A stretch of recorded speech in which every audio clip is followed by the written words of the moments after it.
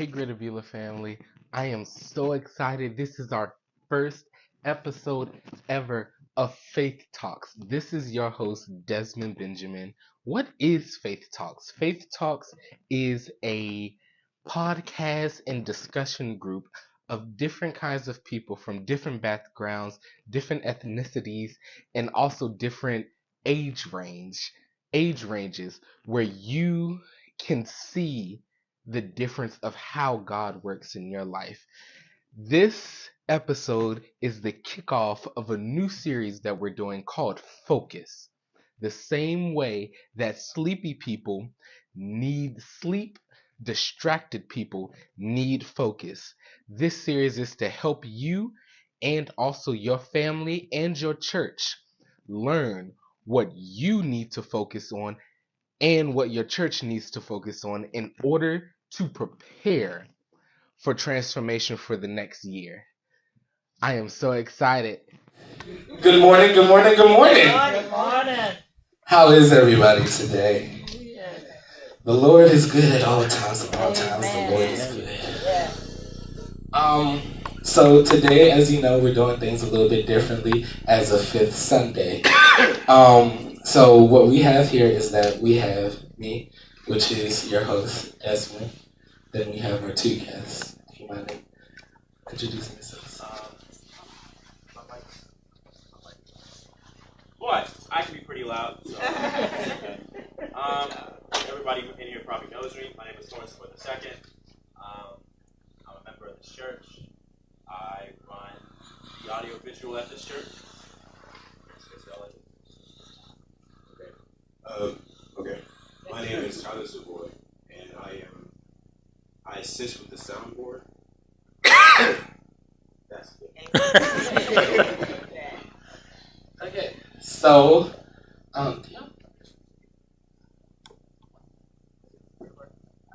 testing. This sounds better. Okay. So, basically, what we have today is that we have a series that we're starting for the year of 2023, which is called Focus. The same way that sleepy people need sleep, distracted people need focus. So this I guess episode, we can officially call this season 1, episode 1 of Faith Talk. Yeah. So what we have is distractions. We're reading from out of Matthew chapter 14, verses 22 to 33. So as we look through this chapter, we find scripture saying how we see that Jesus walks on water for the first time. And with Jesus walking on water, Peter also walks on water. So here's the scripture. Immediately, Jesus made his disciples get into the boat and go before him to the other side, while he sent the multitudes away. And when he had sent the multitudes away, he went up on the mountain by himself to pray. Now when evening came, he was alone there, but the boat was now in the middle of the sea, tossed by the waves, for the wind was contrary. Now in the fourth watch of the night, Jesus went to them walking on the sea. And when the disciples saw him walking on the sea, they were troubled, saying, "Is it a ghost?" And they cried out for fear. But immediately Jesus spoke to them, saying, "Be of good cheer, it is I, do not be afraid."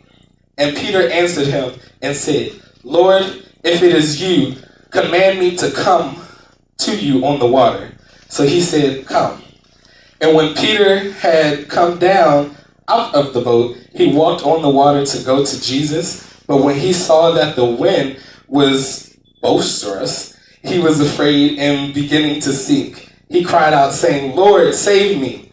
And immediately Jesus stretched out his hand and caught him and said to him, "O you of little faith, why you doubt?" God bless the reading and hearing of the scripture. Amen. So we want to use the thought, distractions by death. So many people rather wither out their gift from God or have actually physically died from rather a car accident or somewhere in a factory because of distractions. So what we're going to do today is that we're going to look at these verses, and we're going to break them down and see what distractions do we have, where those distractions are, and how we can eliminate those distractions, and also what a distraction is. So, do you want to mind going first? So the first question is what a distraction is. What distractions do we have? And then how do we deal with distractions? Okay, so I guess I'll start first. A distraction, in my definition, is anything that kind of shakes you off your goal. Anything that stops you, anything that breaks your focus. If you have a goal in mind, if something breaks your focus, then that's a distraction. Like, if you're driving and you see a bird fly by, that bird broke your focus, that's your distraction. I think the second one was distractions in your life. Okay, so I think a distraction in my life was something that distracts me. A distraction in my life is actually, I would say, I don't know how to describe this, but you know how you have that thought in the back of your head about what people think about you, and how, like, what you look like on the outside, and how people, my social perception, that's my distraction. I think a whole lot about what other people think about me, and that stops me from doing certain things, and it stops me from, maybe jumping out there and taking a risk, or even just showing up in the first place. How would I deal with said distraction? I think it would be really, well, it sounds like an easy answer, but it's really hard. The way I would deal with it would just be to stop caring. That'd be the easiest way. If I just, if I just don't care what people say and don't care what people think, I can really do anything. I mean, it doesn't really matter. But it's hard to really get to where, you can just do that on command versus just thinking about everything all the time. Okay, so for me, a distraction would be same thing. Something that would break your focus, something that would move you away from what you plan to do, and would just leave you like in a middle point where you wouldn't get what you plan to do done, and you still want to do the thing that distracted you. What is a distraction? A distraction in my life would be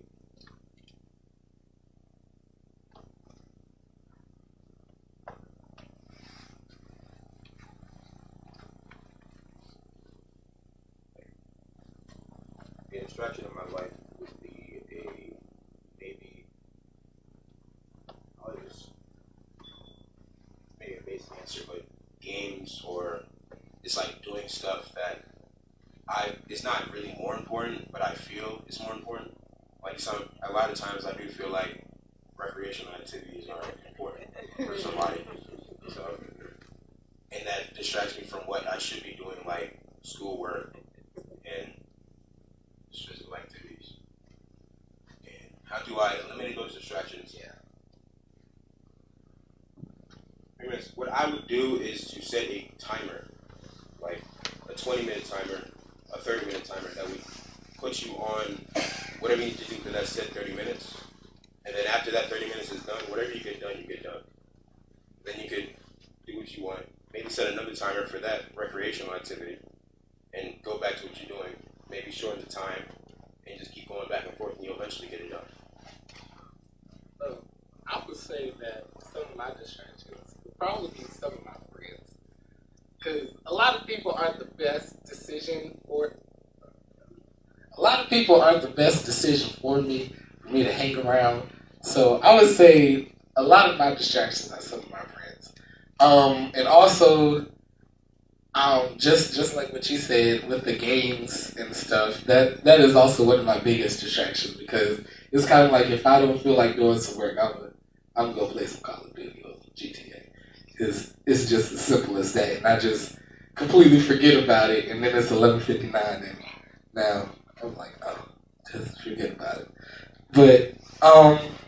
But this is what Google says. A distraction is a thing that prevents someone from giving full attention to something else. A distraction is a thing that prevents someone from giving full attention to something else. So there are there are some distractions within the scripture that we have read. And I'm not sure if you had analyzed it or anything like that down to the T, but is there like any distractions that you've seen within that? I mean, the distractions that I see, I mean, definitely the wind is the easiest one to pick out. It distracts Peter and he falls in. But I think another big distraction, I mean, from when I read it, I don't know how to describe this, but to me it always feels like when they're in the boat that they're distracted already. Because the first thing when they see Jesus on the water is they call out and acts as if it's a ghost. They don't, because, I mean, you've been traveling with a guy for a long time, and you know he does miracles, and you immediately think, that's a ghost on the water. We need to be afraid. So in that, I think they're already distracted. And I would say Peter is further distracted because he checks Jesus when he asks him who he is. He says, you know, if you are Jesus, then let me walk on the water with you. He doesn't just take what Jesus told him immediately and just accept it as fact. He questions it. So I think that's where the distractions are.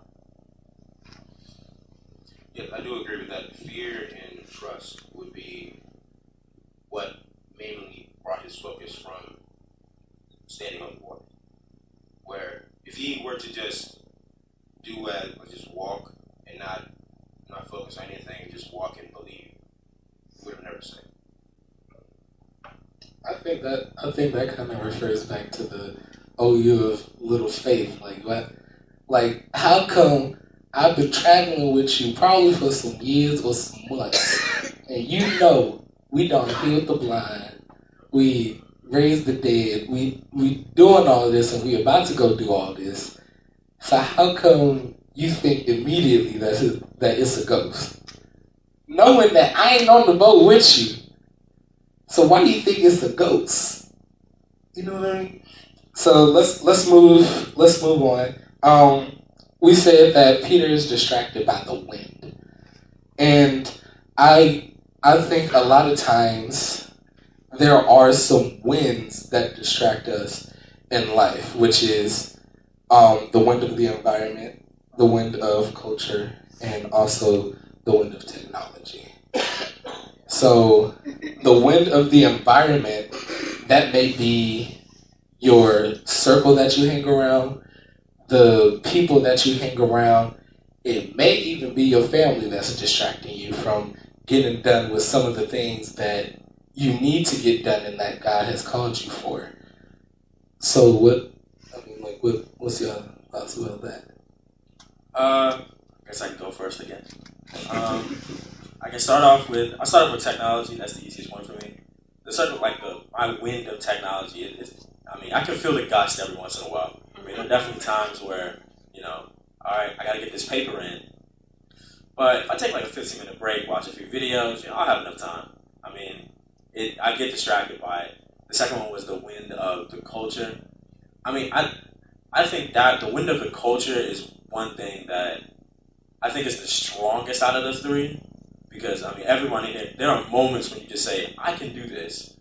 But does the culture think, like, when I say like the culture, like there's other people, like, is that acceptable with them if I ever get seen in public doing this? Or, you know, I say especially when it comes to certain clothes. Because I go to Bowie State University, it's HBCU.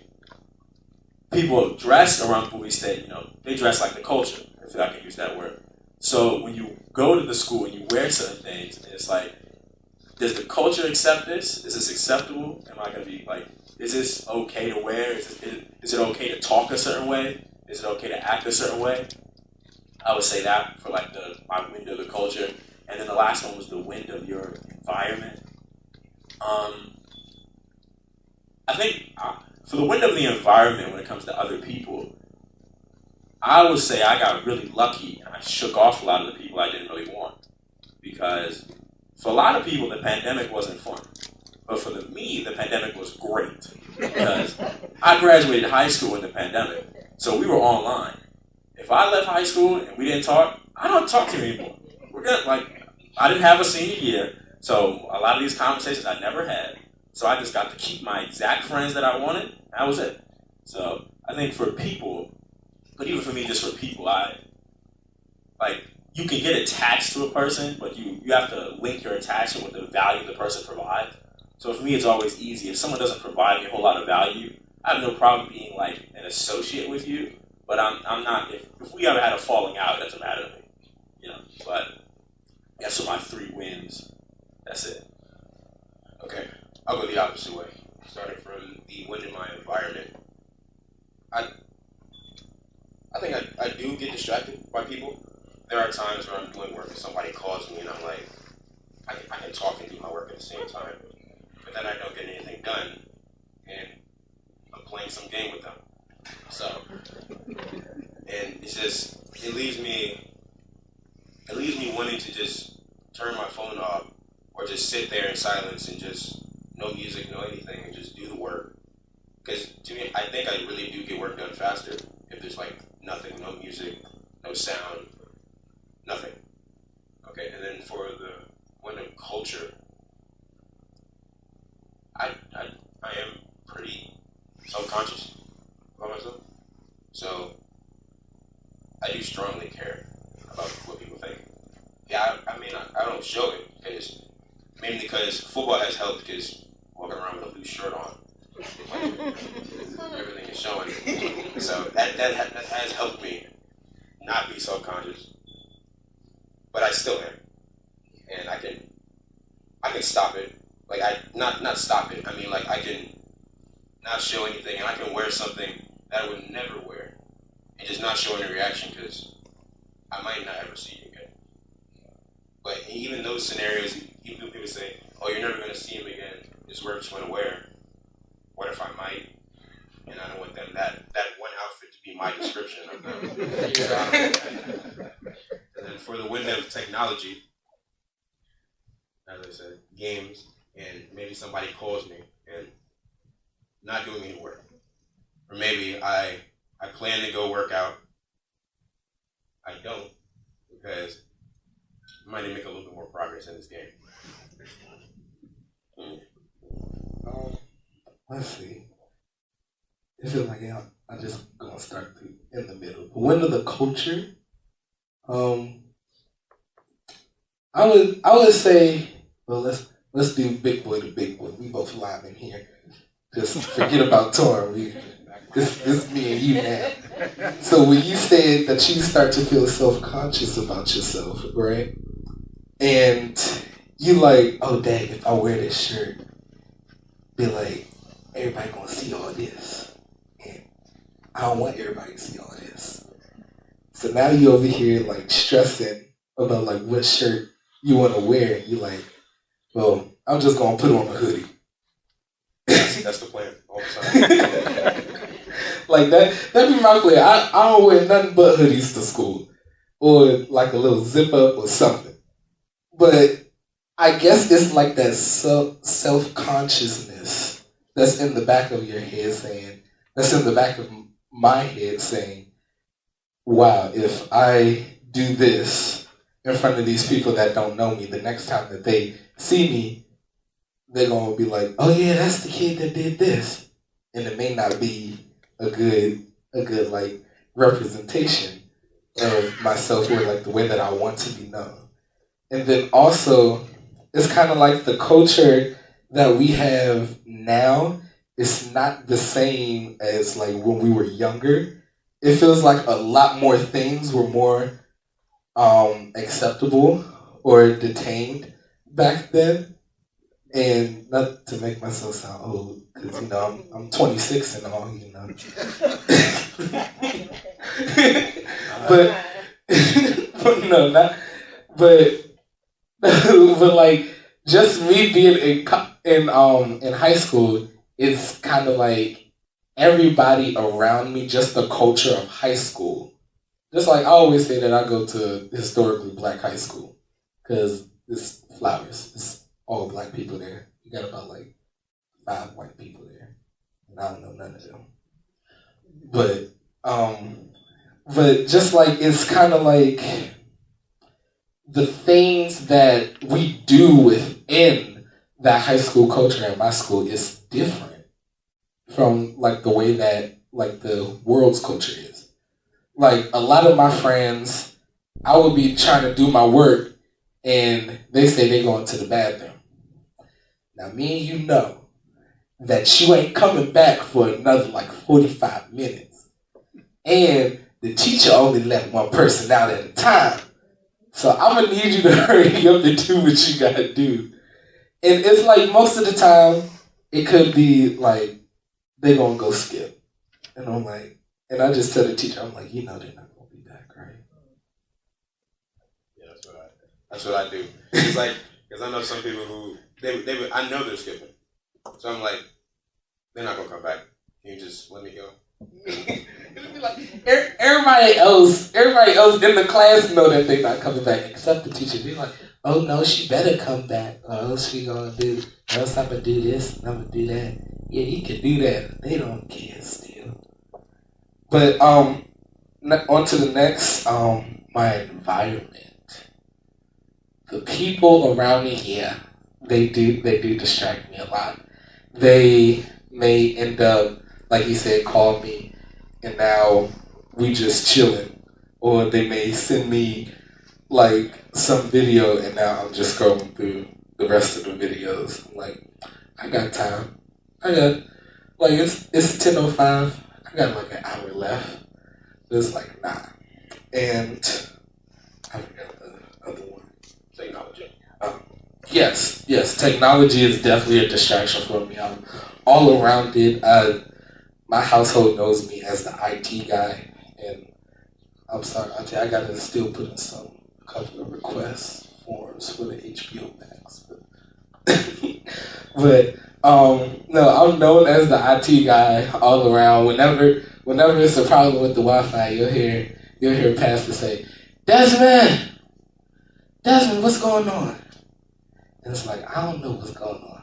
I'm only into like the surface stuff. No. But I think that's it. Let's see. Distractions. We have the wind of technology, the wind of culture, and the wind of the environment.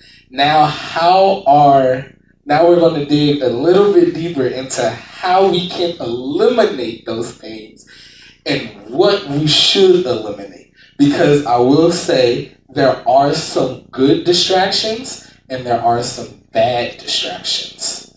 So just like within the Bible, we see that how Jesus is going to go heal somebody, but it's the woman with the issue of blood that also needs to be healed.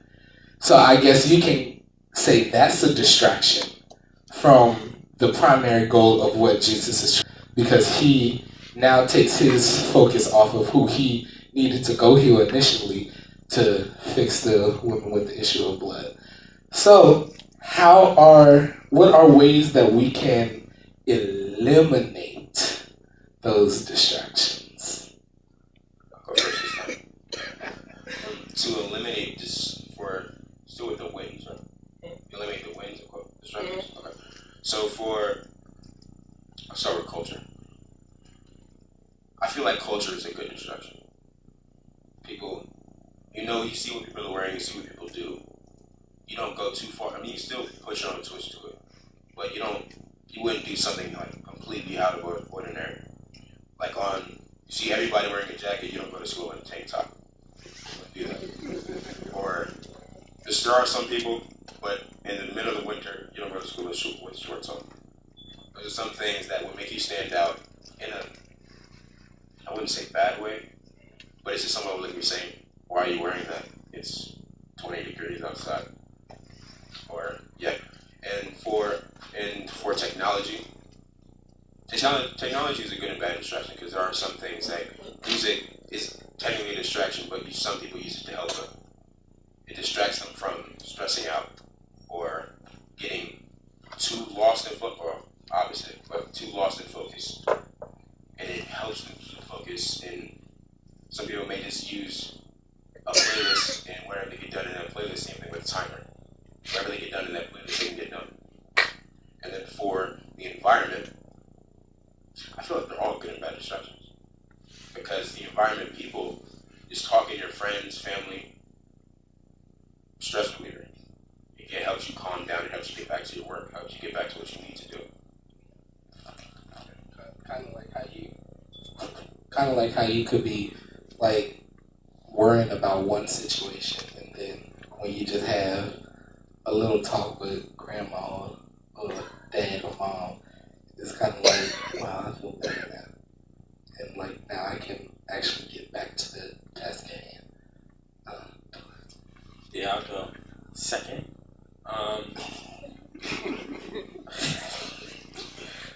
I think for me, I'll start with your environment. So I think there are good and, like my brother said, there are good and bad distractions within your environment, because some people you can talk to and they can, bring you up. But some people you can talk to and they can also bring you down. So I think you have to just create kind of what I was talking about earlier, like a value system with who you need in your life, who's maybe, it sounds bad to say this, who's optional, and who you don't need. I mean, some people in your life are incredibly valuable. You can't do things without them, and you need them to tell you certain things because they may know more or less than you do. Some people are optional, they bring a little benefit to your life, but if you ever lost them, it's no big deal. You could find that information. Yeah, you could either look that up or find that information somewhere else. You might not need them. And then, there's the third person. You just don't need them. But you don't have the heart to tell them that you don't need them.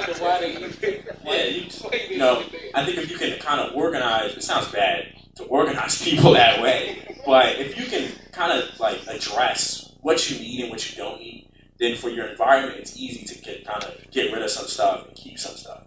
I think for technology, that strategy applies the same way. I mean, games, media, anything can distract you, but if your work has a higher value than that, then it doesn't matter because you prioritize what has the most value. You have to, if I got a paper due at 11:59, it's 10 o'clock, I got 2 pages left. It doesn't matter what somebody sent me. It's 10 o'clock, I got 2 pages left. I have to get it done. You have to have a higher level of value attached to it. And I think the third one, the culture, it kind of applies the same way. I mean, if what people do, what other people do, and then kind of uniformity that people kind of have, I mean, if you break that uniformity, it's no big deal. Because if you value yourself more than other people, it doesn't really matter what they're doing, because you're all about you. You're only thinking about you.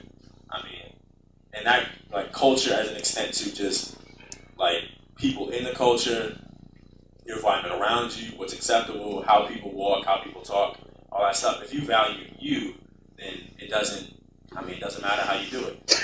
I mean, this happened when I was in high school. This happened a lot because I went to Bowie High School, and Bowie High School is in PG. If you've been around PG, people got the PG slur. Some words they articulate, some words they don't, and that's how people talk. Yeah, I mean, some people, that's how they talk. There are people who feel the urge to even if they don't talk like that, there are people who feel the urge to try and do it. If you value yourself, it really shouldn't matter how you sound like, because that's your voice. It doesn't matter. So I think getting yourself in a way where you can prioritize things over the other and can realize what you need to prioritize over something else is how you can really get rid of a lot of your distractions. Especially with the 3 wins, you can just get rid of those if you do that.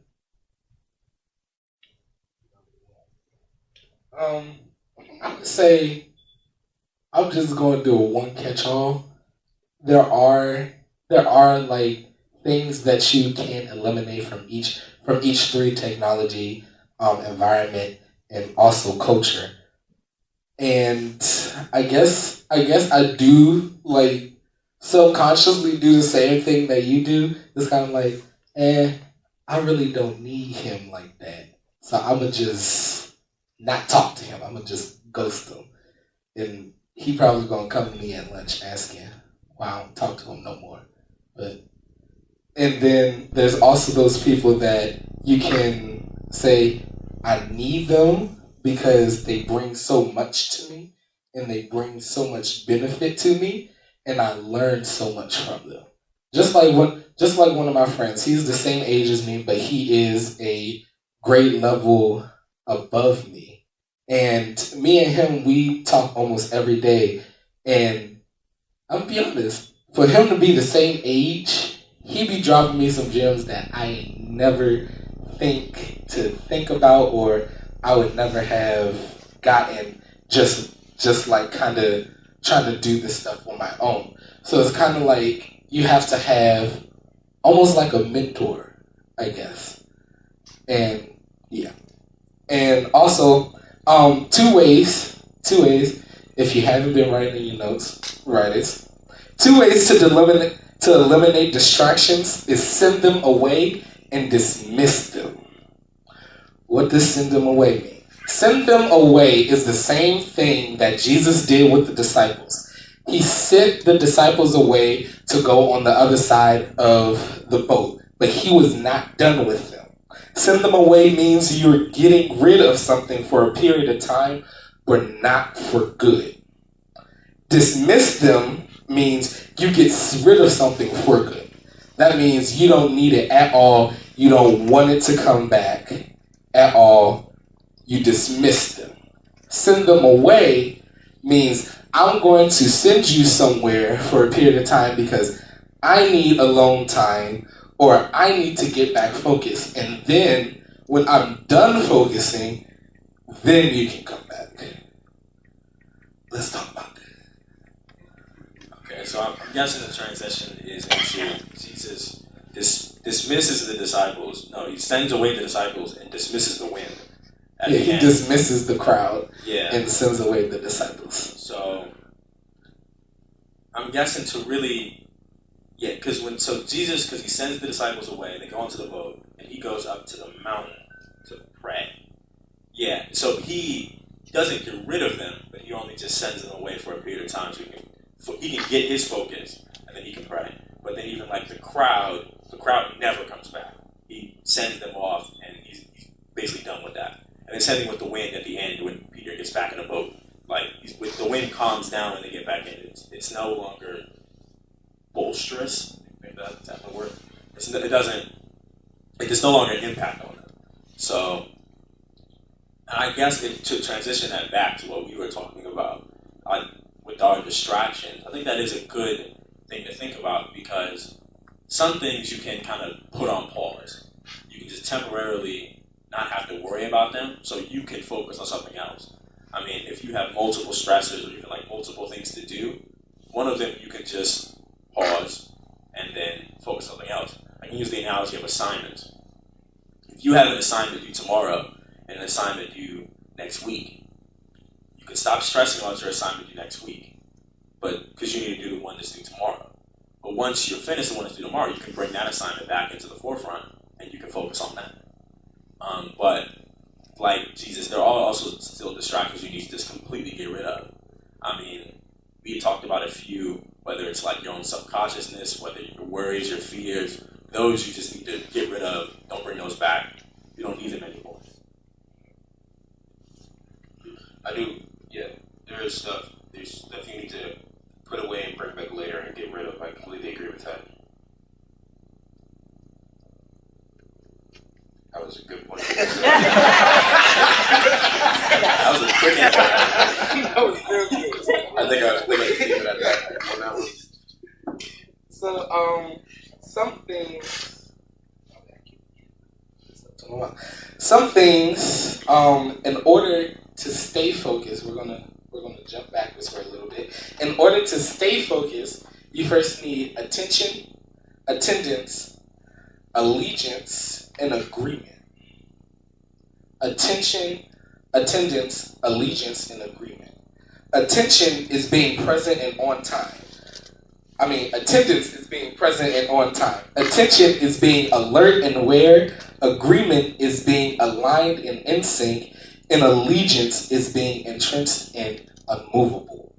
So, in order for you to stay focused, you first have to have attendance. You have to be present and on time. When you're focused on something, just like I'm going to use something from my life. One day, I do football, and after school we have study hall. Study hall is at 3:00.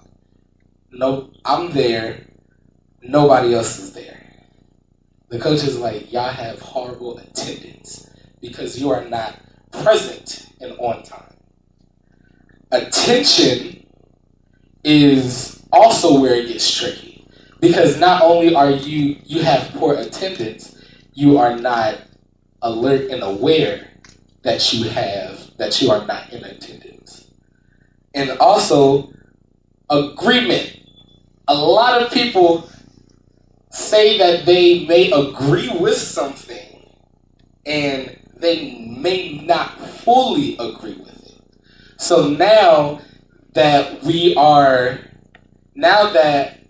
we're talking about how you don't have attendance or attention, you're not agreeing with me. We're not being aligned and in sync. And then also allegiance is being entrenched and unmovable. I don't got nothing for that. So let's talk. I guess to talk about this, you can probably continue the analogy of the classroom. I mean, attendance is being present in class, and I can evolve this analogy because I'm not in high school anymore. I'm in college. And in college, attendance is optional. They don't take attendance at the start of class. They don't take roll. They don't go looking for you in the halls. If you're not there, you're not there. That's your problem. That's it. And I think attention. And attention is another thing in college where, because college is lecture style, you just kind of come to the room. Your professor may know you, they might not, but they're going to teach anyways, and they're going to teach for the whole time.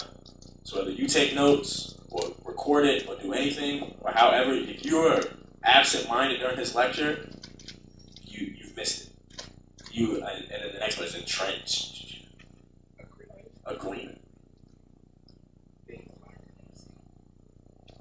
I guess for the classroom, agreement would probably be the opposite of what I just said. So you would be doing what your professor says and doing what your professor recommends.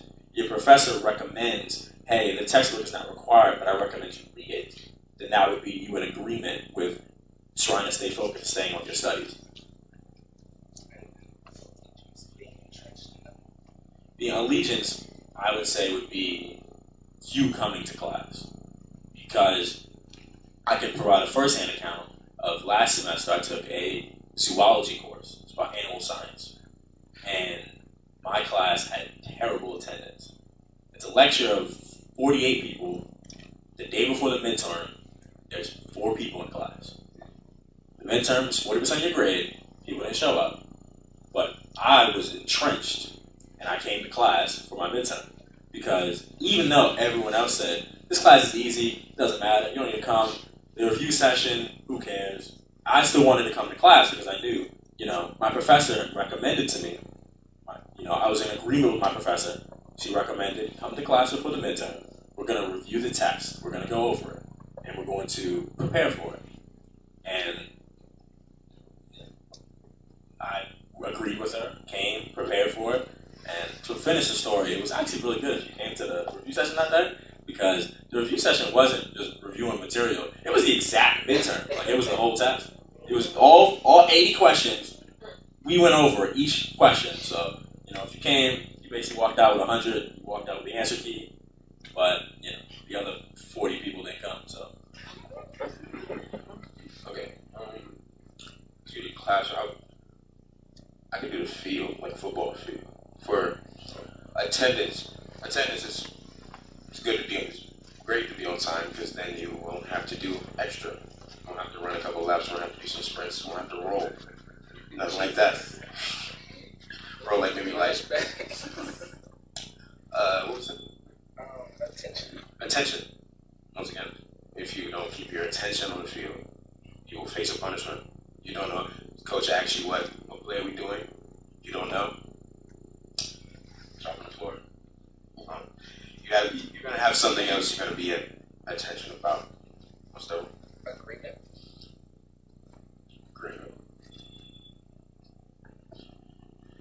As agree. Third, fourth. Allegiance. Would that be too? Maybe how much you love football? Like you are allegiant to the sport. You want to do what needs to be done because you love the sport and you don't. The punishment doesn't mind you if you can't uphold the other two. I'm gonna be honest. these were just my thoughts. I don't got nothing for this, but let's see.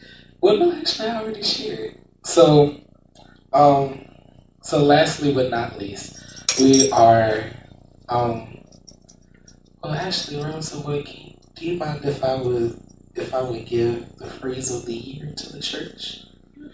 A phrase of the year? Oh, sure. Okay. So, the phrase of the year is preparing to focus on transformation. This year's panel discussion is all about focus, and the word of the year that Pastor had gave is transformation. So we are preparing to focus on transformation. Transformation as in to transform the church, you, with your spiritual, financial, all areas in your life. We are preparing to focus on that. Do you guys have anything to say about that? I think it's a good phrase of the year. I think it's good to focus on transformation, focus on your spiritual journey. I mean, I don't know who else is doing it, but I have unfortunately been doing the Daniel fast for the past, because I like to eat meat, man. You never value food up until you just can't eat anymore. And it's not like I'm allergic or something. It's not like I'm getting sick. I'm just not eating it. And I have to make that decision every single day. Think of fast. And I think it's good because it kind of changed my mindset around what needs to be done and what doesn't have to be done. And I can say it's been pretty hard because I work in a grocery store. So, you have to walk around. To get to produce, you got to walk past a deli, a bakery. It's hard to get there some days. So I think it kind of showed me, like, some things, like the Daniel fast is a good analogy for kind of staying focused because it's not like I'm starving myself. Like that. I can still eat. I can basically still eat whatever I want. Just I can have to cut certain things out because then it kind of comes to, man, I'm coming to work so tired. I gotta get something to drink and a donut every morning. I gotta speed myself up. Daniel fast hits. I don't really need to do that every day. I just need to prepare myself to come to work so I'm ready to work. All the extra stuff that's my distraction. That's breaking my focus. Me relying on other things to kind of help me get through the day and to try to stay on task. I used to, I took a page out of my parents' book. I'm taking a break. Man, I got to get me like a Red Bull or like some soda. Man, I'm so tired. It's like, not really. I just need to, maybe get some more sleep or just mentally say, okay, I'm taking a break 15 minutes. Let me just rest and then go back to work so I can be more energized. It doesn't, I don't need, a lot of the stuff that the Daniel fast cuts out, you don't really need. Because it leaves in what you need. It leaves in fruits and vegetables and water. So, I think it's a good, it's a good, very good. Yeah, it's good, and especially with the church's phrase of the year being focusing on transformation. The Daniel fast is exactly that, focusing on transformation.